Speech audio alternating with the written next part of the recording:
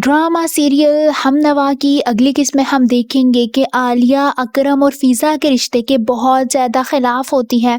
उसे लगता है कि अकरम फ़िज़ा के लिए सीरियस नहीं है।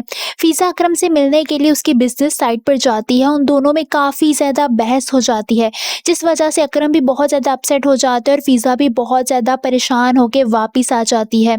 ये बात जब आलिया को पता चलती है तो वो फ़िज़ा से मिलने घर जाती है और कहती है कि ये सिचुएशन अकरम के लिए बहुत ज़्यादा मुश्किल है।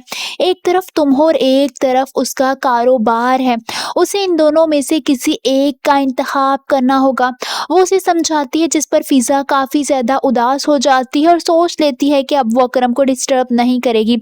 आलिया फ़िज़ा से कहती है कि मैं खुद अकरम से बात करूँगी, जिस पर फ़िज़ा खामोश हो जाती है। वहीं वासिफ़ फ़रीहा से बार-बार कहता है कि तुम मेरे करीब मत आओ, क्योंकि वो बार-बार उसके करीब आने से बहुत ज़्यादा परेशान हो जाता है। फिर वो आखिरकार तंग आकर फ़रीहा से कहता है कि तुम मुझसे दूर रहो, वरना मैं जॉब चेंज करने में ज़रा भी वक़्त नहीं लगाऊँगा। उसकी बात सुनकर फ़िज़ा मज़ीद ढीठ बन जाती है और ढीठ बनते हुए उसे कहती है कि तुम जितना मर्ज़ी इनकार कर दो, हमारे बीच कुछ तो है। वासी उसकी बात सुनकर खामोश हो जाता है और समझ जाता है कि वो बात नहीं सुनने वाली। वहीं आलिया अकरम के पास आती है, क्योंकि फ़िज़ा से तो उसने बात कर ली होती है। वो चाहती है कि वो अकरम से बात करे।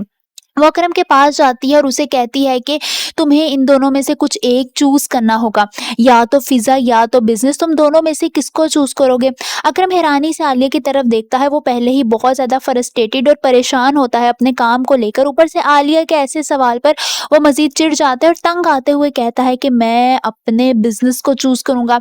ये सुनकर तो आलिया हैरान ही रह जाती है। उसे लगा था कि अकरम फ़िज़ा का नाम लेगा, मगर यूँ बिज़नेस का कहकर वो उसे चौंका देता है और आलिया अपनी बहन फ़िज़ा के लिए बहुत ज़्यादा परेशान हो जाती है।